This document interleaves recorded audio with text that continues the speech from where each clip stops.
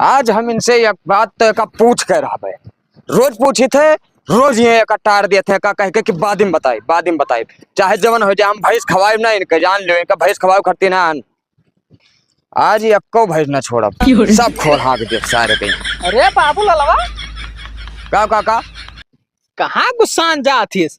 कुछ ना, अपने पप्पा को बड़ा गुस्सा है। क्या बात है?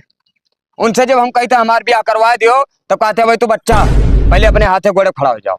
बाय तुमका उल्लू बनाई दिए थे यार। काहे? अपना दूध पियत रहे तब उनका पप्पा बियाह कई दिन ना हो के जाए थे पूछी थे। जा पूछो। बप्पा हो करे ये बताओ, हमें तू हमें कहता हो भाई बच्चा हो आए और खदेरू काका मिले रहा हूँ, मैं बतावा था कि बाबा तोहार बिहावा जब तो दूध पियत रहे तब कह दी ना। बच्चा होकर यस जानित ना हाँ कि तू ब्याह